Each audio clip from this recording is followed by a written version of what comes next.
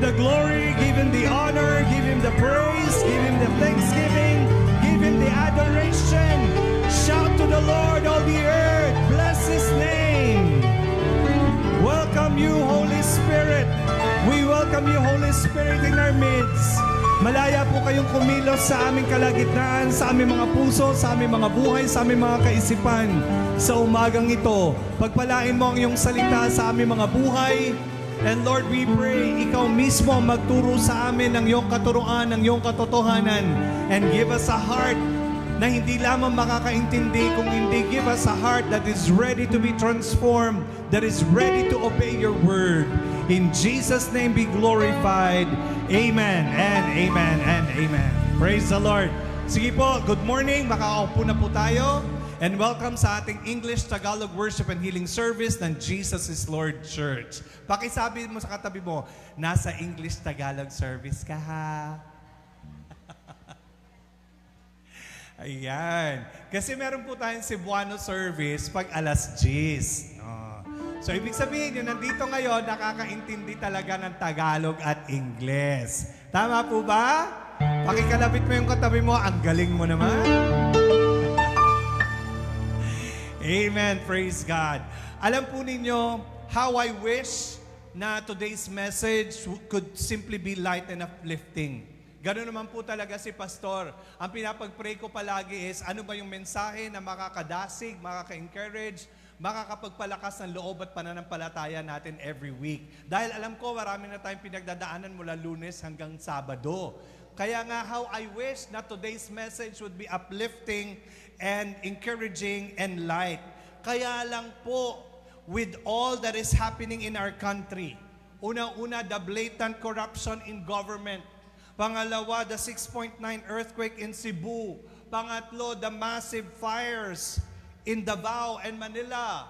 And pang-apat, the destructive typhoons and floods in Luzon, Visayas, and Mindanao. Dahil po sa mga nangyayaring ito na sunod-sunod at halos nagkakasabay-sabay, hindi ko po maitatanggi na hindi ko kayang tanungin ng Panginoon ng Lord, what is the message behind all of this? Kaya nga po medyo mabigat, uunahan ko na po kayo, medyo mabigat at masakit ang mensahe na maririnig natin sa umagang ito. Sabi ko nga, sa mga nangyayaring ito na sabay-sabay sa ating bansa, we cannot help but cry out to the Lord and say, Lord, what is the message behind all of this? Ang sabi po ng salita ng Diyos sa 2 Chronicles 7 verse 14, if my people which are called by my name shall humble themselves and pray and seek my face and turn from their wicked ways, then I will hear from heaven and will forgive their sin and will heal the land. Ang sabi niya sa Tagalog, kung ang aking bayan na tinatawag sa pamamagitan ng aking pangalan ay magpapakumbaba at mananalangin at hahanapin ako at tatalikod sa kanilang masasamang gawi, aking silang pakikinggan mula sa langit at patatawarin ko ang kanilang kasalanan at pagagalingin ko ang kanilang lupain. Amen? Ang sabi po ng Panginoong Hesus sa Matthew 5:13-16, you are the salt of the earth, but if the salt has lost its taste or its purpose, how can it be made salty? It is no longer good for anything but to be thrown out and walked on by people when the walkways are wet and slippery. You are the light of Christ to the world. A city set on a hill cannot be hidden, nor does anyone light a lamp and put it under a basket, but on a lampstand, and it gives light to all who are in the house. Let your light shine before men in such a way that they may see your good deeds and moral excellence and recognize and honor and glorify your Father who is in heaven. Pakisabi mo ka sa tabi mo, ikaw ay tinawag para maging asin ng sanlibutan. Sa kabila naman, ikaw ay tinawag para maging ilaw ng sanlibutan. Amen? Nowadays, mga kapatid, without exemption, napakarami po sa atin ang napakabilis mag-akusa at humingi ng accountability mula sa ating mga government leaders because of the corruption that is going on. Tama ba? Pag titignan nyo yung social media, lahat tayo sumasawsaw, lahat tayo galit, lahat tayo sinasabi, resign, layas, ikulong. No? Lahat tayo gusto natin, sagutin nyo ang mga pagnanakaw na ginagawa nyo. Hindi lang doon, many of us are quick to accuse and ask for demand accountability mula sa mga miners, sa mga loggers na sa nangyayaring environmental destruction. Humihingi din tayo ng accountability. Saan? Sa mga kapwa natin, mga Pilipino na walang disiplina, na tapon lang ng tapon ng mga basura saan-saan kaya nagkakaroon ng baha. At of course, napakarami nating boses na nag-aakusa at nagdidemand ng accountability mula sa DPWH. Kung meron sikat na ahensya ngayon, DPWH. Kung may sikat na trabaho ngayon, engineer. Kung may sikat na trabaho ngayon, contractor. No? Yan ang sigaw natin. We demand accountability dahil sa mga substandard na flood control projects, mga substandard na mga dalan, mga bridges at mga buildings na ang nangyari ngayon ay marami ang nadisgrasya at marami ang namatay. Ito yung sitwasyon natin bilang bansa. But the real question today, mga kapatid, are we demanding accountability in the right places and from the right people? Ito po yung gusto nating itanong sa bawat isa. Yes, we are demanding accountability. Yes, we are asking for parusa sa mga taong ito. Pero ang tanong, nasa tamang lugar po ba at nasa tamang mga tao ba yung paghingi natin o hinihinga natin na tinatawag nating accountability? Now, don't get me wrong. Naniniwala po ako na yung mga na-mention ko kanina ay talagang may kasalanan sa mga nangyayaring ito at hindi sila dapat ma-excuse. But then, mga kapatid, I believe there is a deeper truth that we might be overlooking. Sa gitna ng ingay na nangyayari at gulo na nangyayari, tila po ba mayroong isang katotohanan na hindi natin nabibigyan ng pansin. From the scriptures that we have read kanina, the message is clear and solemn. Ano po yun? Next slide. Where the church goes, the nation goes. Uulitin ko po. Sa gitna ng ingay at kaguluhan, tila may nakakalimutan at hindi tayo napapansin na katotohanan. Ano po yung katotohanan yon? Mula doon sa mga binasa natin ng mga salita ng Diyos.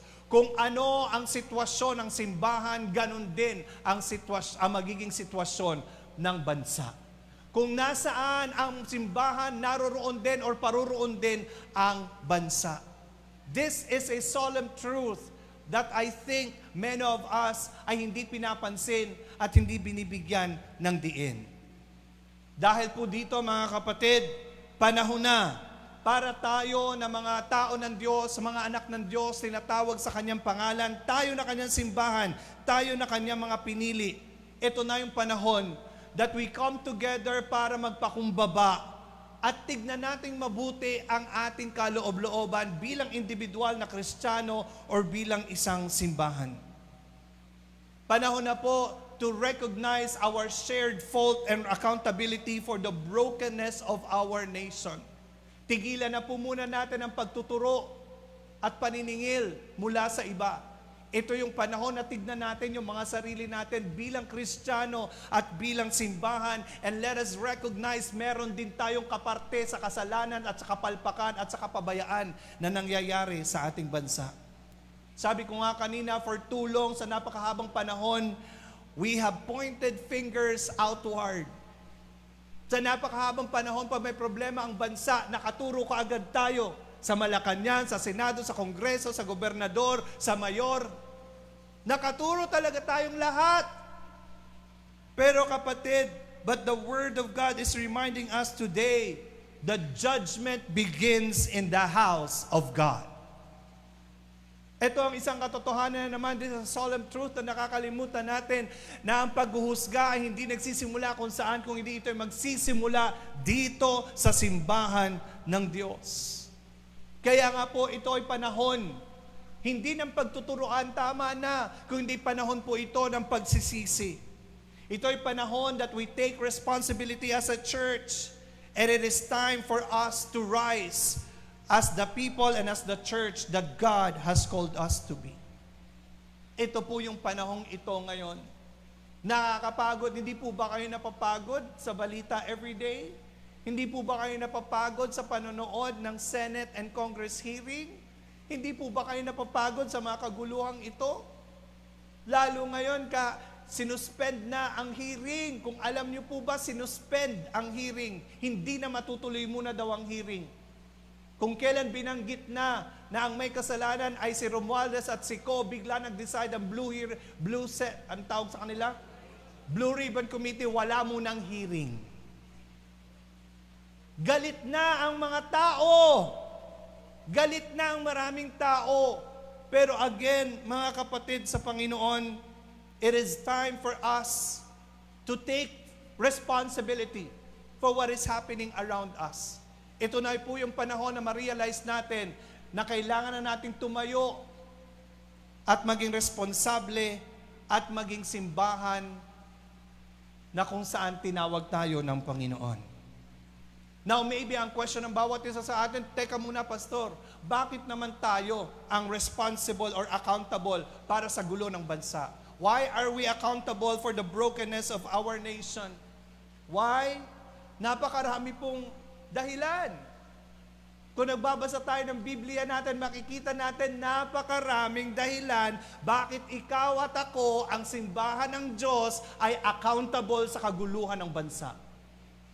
But today, I'll just give you two. Dalawa lang po muna ang ibibigay ko sa inyo sa umagang ito sa mensahe natin na pinamagatang, Be the church God has called you to be. Pakisabi po natin na malakas, Be the church God has called you to be.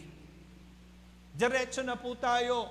Bakit tayo accountable, Pastor? Ako, tayo? Simbahan man tayo?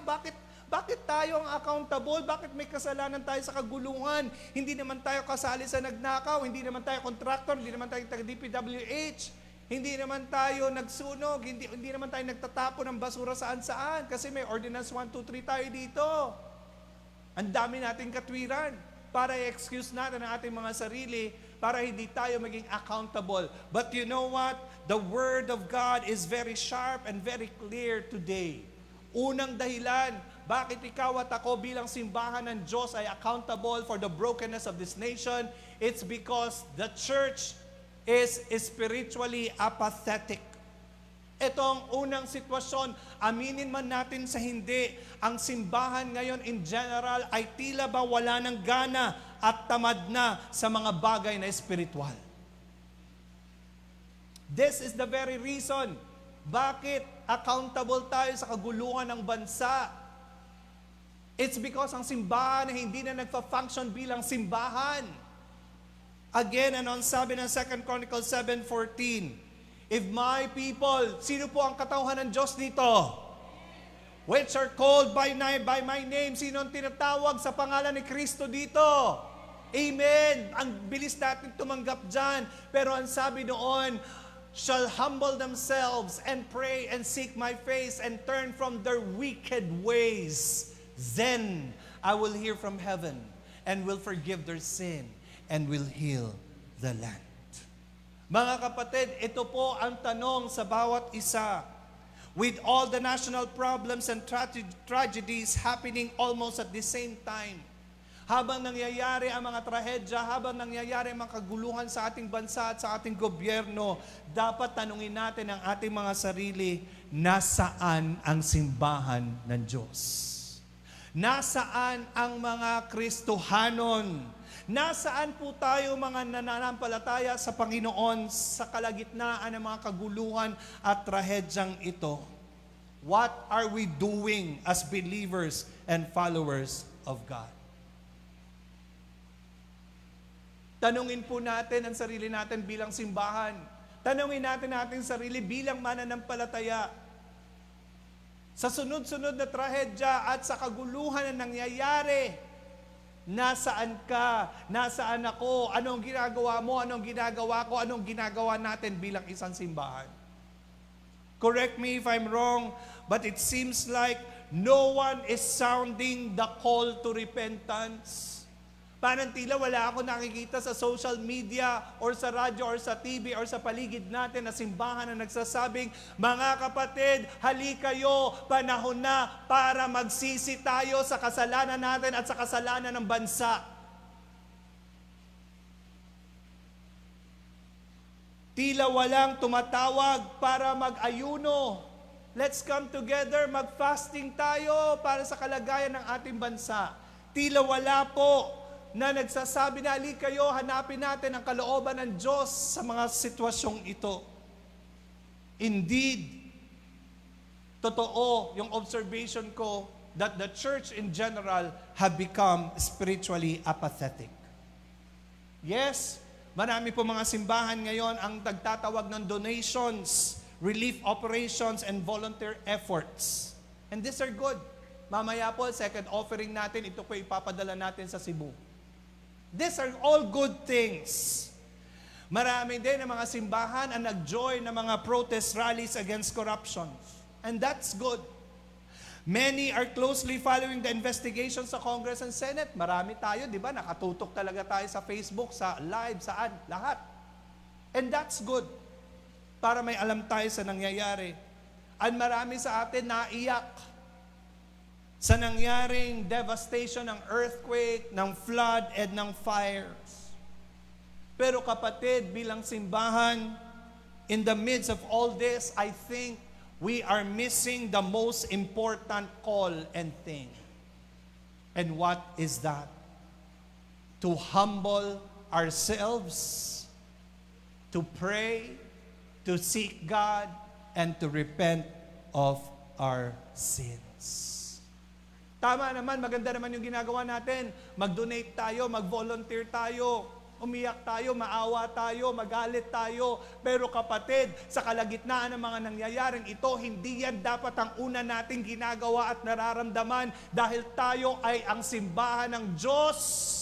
And where the church goes, so the nation goes. Kung ang simbahan ay tila walang pakialam para magpakumbaba, para manalangin, para maghanapin ang kalooban ng Diyos at lalo na para magsisi sa kasalanan, hindi lang kasalanan niya, kundi kasalanan ng bansa, then kapatid, I believe we have lost the urgency in repentance and intercession.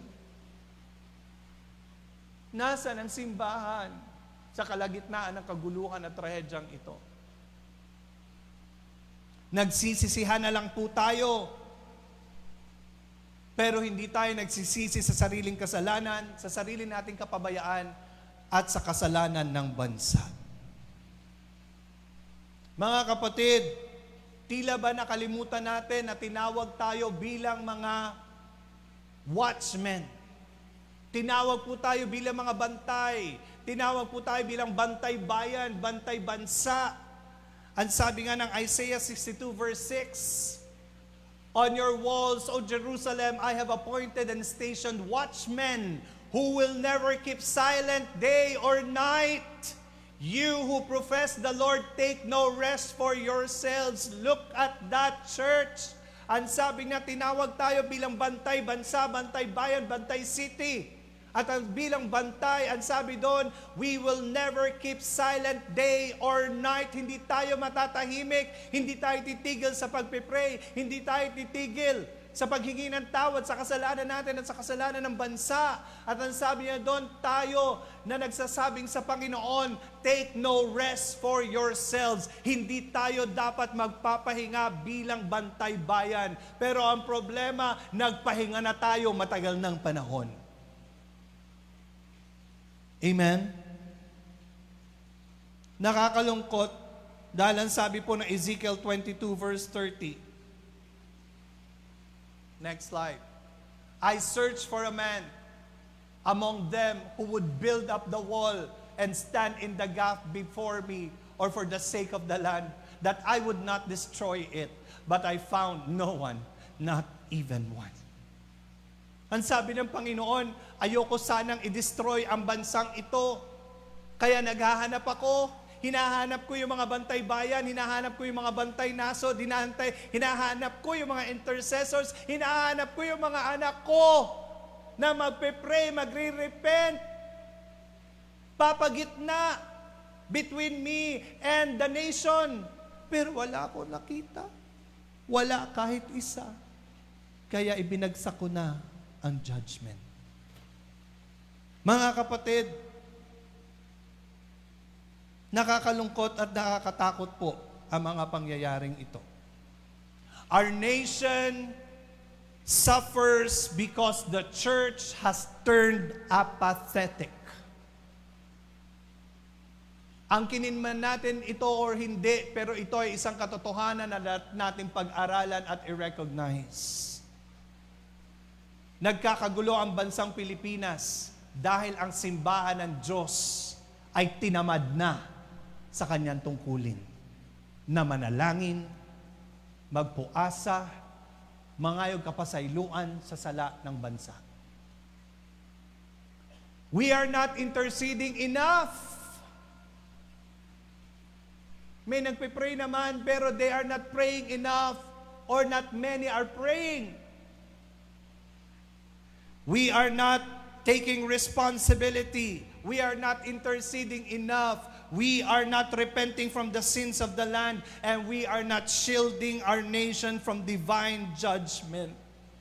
Ito yung sitwasyon in general ng simbahan ng Panginoon sa ating bansa.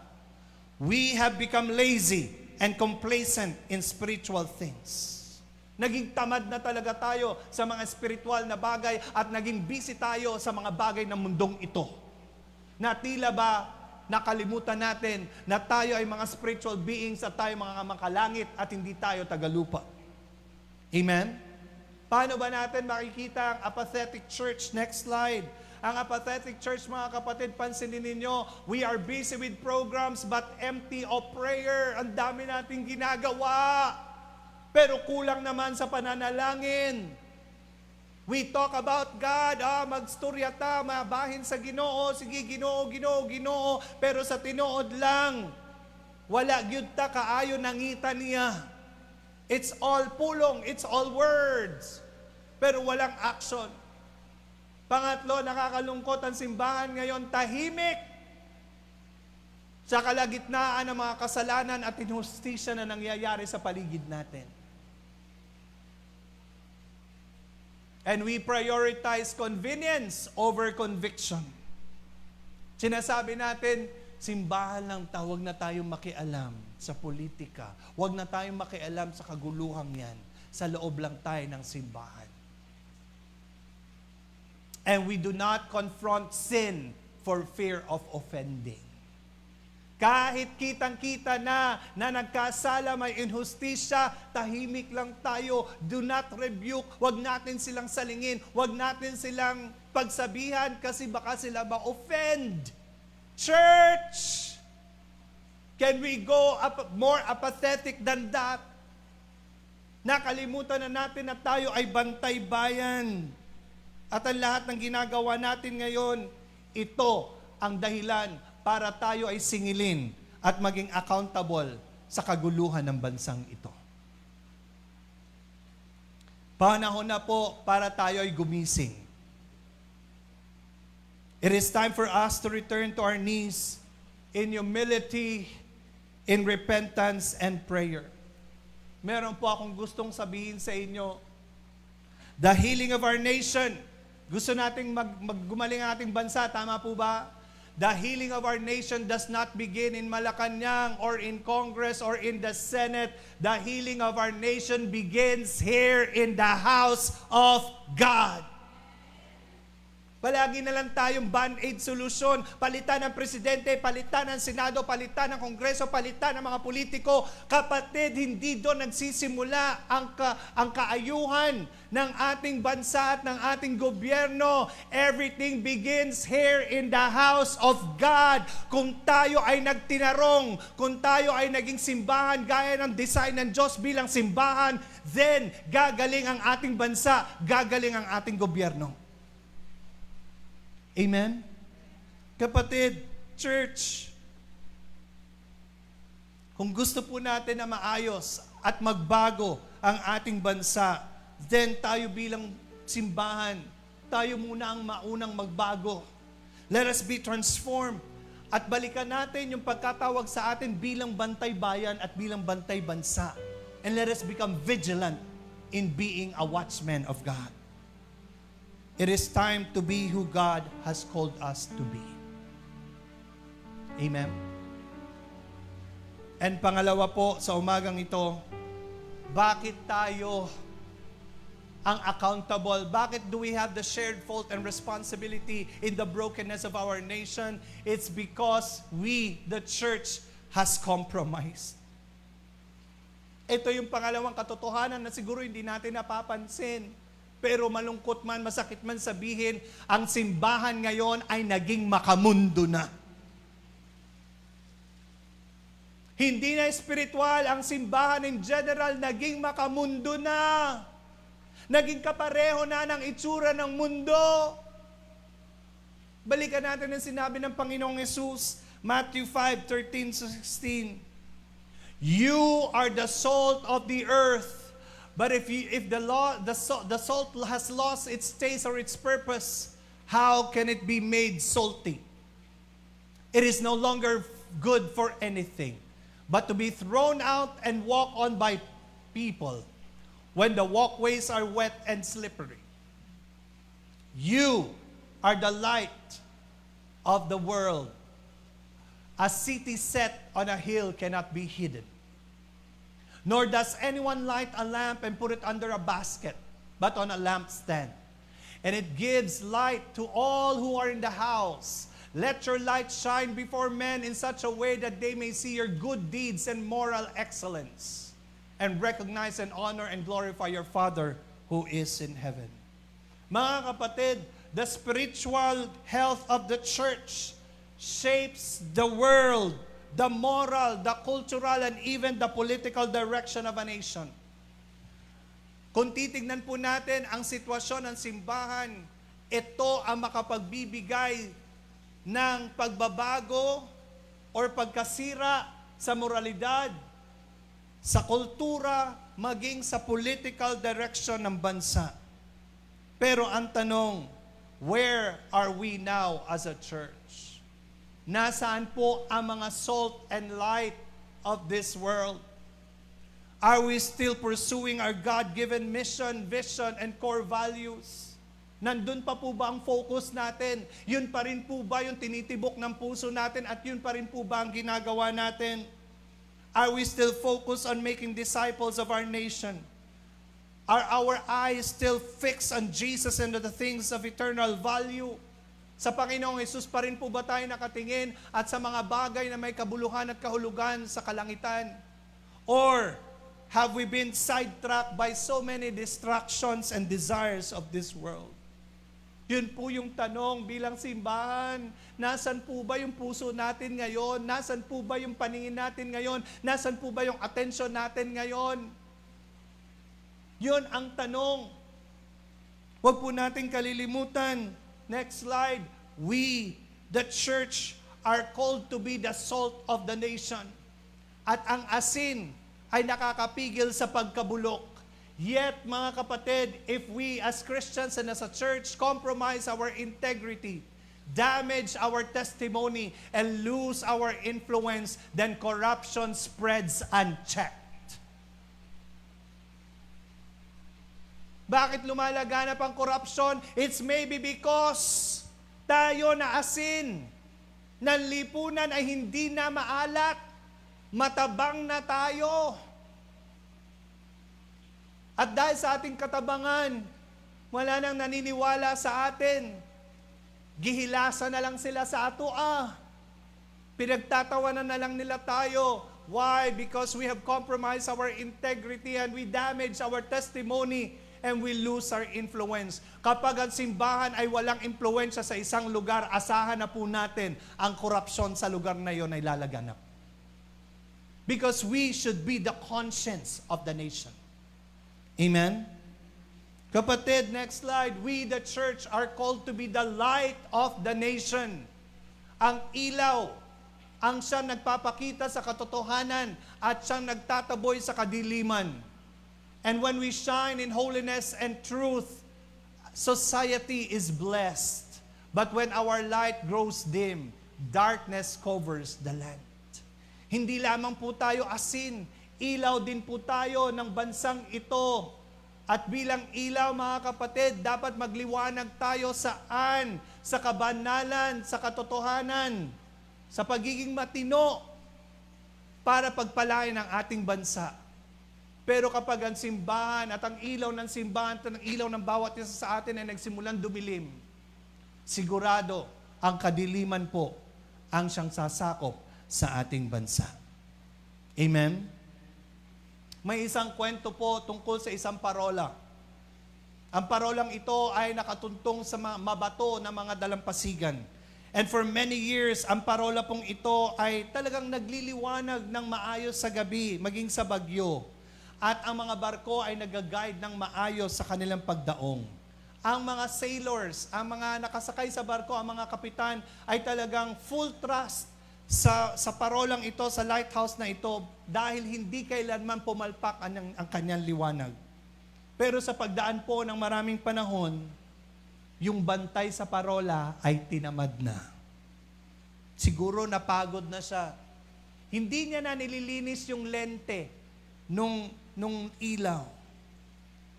At naging foggy na po ang lente at salamin. At dahil doon, humina na ang ilaw ng parolang iyon. Pero pag titignan mo siya sa malayo, nandun pa rin ang parola, nakatayo, maganda, makinang. Isang gabi, dumating ang isang bagyo at ang isang barko na papalapit sa parola ay nagtiwala pa rin sa ilaw ng parolang yon. Pero nung gabing yon, dahil sa kapabayaan at katamaran ng bantay ng parola, hindi na maklaro ang kanyang liwanag. Dahil po doon, nabangga ang barko sa mga bato at marami ang namatay. Mga kapatid, that lighthouse, that parola is like the compromising church today. Nandito pa rin ang simbahan, nagkakantahan, nagsasama-sama, pero ang ilaw niya ay hindi na enough para mabasag ang kadiliman. The church now has lost its conviction, its holiness, and its fire. And kapatid, kapag ang simbahan ng Diyos ay nawalan na ng ilaw, the world loses its way. Mawawala rin sa tamang daan ang bansa. Maitanong natin, Pastor, bakit po ba tila patuloy ang paggrabe ng korupsyon? Bakit dumadami pa rin ang imoralidad? Bakit dumadami pa rin ang pagsamba sa mga Diyos-Diyos at sa mga bagay at sa mga tao at sa pera? Bakit dumadami pa rin ang mga destructive vices ng mga tao? Bakit dumadami pa rin ang patuloy na paggalaw, pagkilos ng mga gawa ng laman? Ang isang sagot lang dyan, kapatid, perhaps we, the church, has compromised. Anong ibig sabihin nun? Pinili natin na mabuhay gaya ng buhay ng mundo instead of standing apart from it. Pinili na natin na mag-adapt sa sistema at sa gawi ng mundo. We are not shining brightly enough for people to see the difference Christ can make in our life. We are not salty enough to slow down the decay of corruption. And dahil po sa mga rasong ito, tayo po ay accountable for the brokenness of our nation. Kaya po sa umagang ito, it is time for us to return to holiness and to the mission that God has given us. It is time for us to rise once more bilang asin that will preserve at bilang ilaw na magliliwanag. I want to say this to you for the next slide. Our world does not need, next slide, a church that blends in. It needs a church that stands out. Hindi po kailangan ng bansa, ng mundo, ang isang simbahan na nagbe-blend, gumagaya, umaakma sa lahat ng uso at sa lahat ng kung ano ang meron sa mundo. Ang kailangan ng bansa, ng mundo, ay makita nila na ang church ay church. Isang church na nakatayo, isang church na nananalangin, isang church na nagiging bantay bayan, isang church nag-stand in the gap, isang church na pinaproteksyonan ang tao, isang church na tumatayo at sumasangga sa judgment ng Diyos at sa bansa. That is the church that is needed today. Kaya kapatid, let's look deep within ourselves today, starting today. Let us reclaim our integrity as a Christian and as a church. Let us restore our testimony as a Christian and as a church, and shine again as a city on a hill. For only then can the world see our works and glorify our Father in heaven. It is really high time for the church to be the church that God has called us to be. Mga kapatid, our nation is broken, not just because of the corruption of the world, but because we, the church, has forgotten our calling. Magulo ang mundo, magulo ang gobyerno, magulo ang bansa, hindi dahil lang sa korupsyon at kung anumang mga problema nito. Ang dahilan bakit magulo ang bansa is because tayo, na mga tinawag sa pangalan ni Kristo, tayo na mga simbahan, ay nakalimutan or tila nakalimutan na natin ang pagtawag sa atin ng Panginoon. My dear friends, tinawag tayo bilang asin to preserve this nation. Tinawag tayo bilang ilaw so that magliwanag tayo at maliwanagan na nagdidilim na kapaligiran. Tinawag tayo bilang bantay bansa para we could cry and say, prepare the way of the Lord. Let's meditate on this slide. When the church loses her fire, the world grows cold. When the church becomes silent, darkness speaks louder. And when the church compromises, truth is blurred. But when the church awakens, the nation revives. Amen? Napaka-importante po ng role ng bawat isa sa atin sa ating bansa. Hindi po tayo nabubuhay para lang sa sarili natin. Nabubuhay din po tayo para sa ating bansa. Now God is calling us back, not to comfort, but to conviction. Not to convenience, but to consecration. Because again, ang kagalingan ng ating bansa ay hindi nagsisimula sa gobyerno, but ito ay nagsisimula sa artal ng pagpapakumbaba, ng pagsisisi sa kasalanan, at ng pananalangin. Kaya sa umaga pong ito, sama-sama po tayong bumalik bilang the church that God has called us to be. Dahil doon lamang po natin muling maririnig sa Panginoon that He would say, I will hear from heaven, forgive your sins, and heal your land. Tumayo po tayong lahat.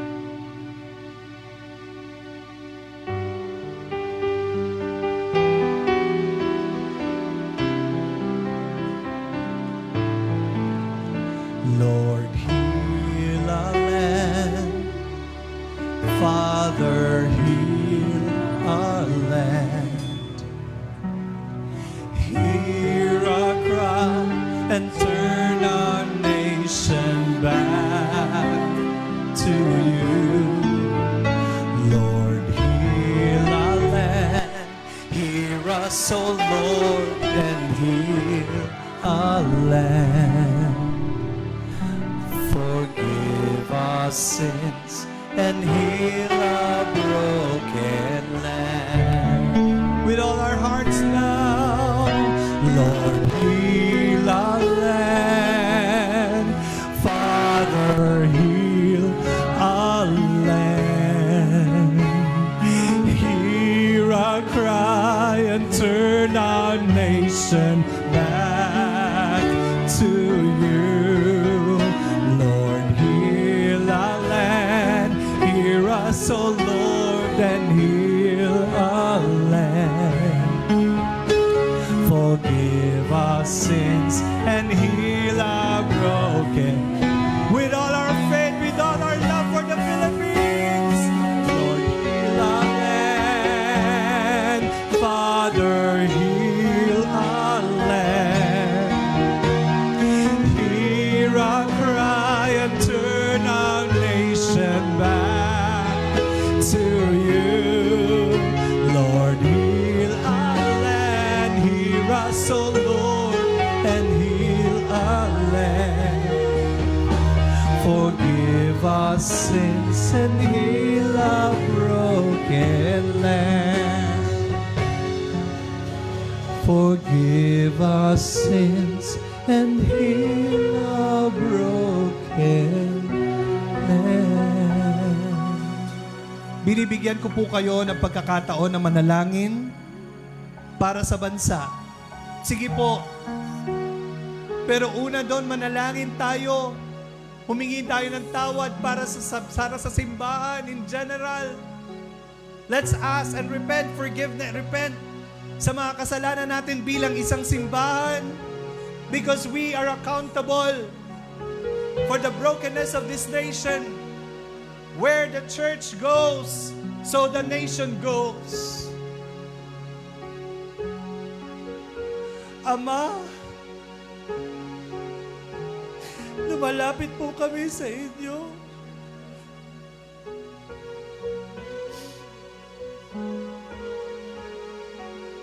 Kahabagan niyo ang aming bansa.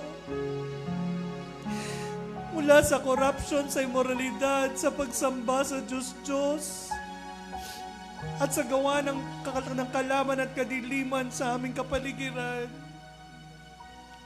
But more than that, Lord, we come before you acknowledging our own failure as your church.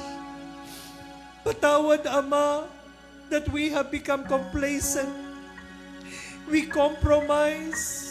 Naging tamad kami sa mga espiritual na bagay at naging tamad kami sa aming pagbabantay bilang bantay bayan.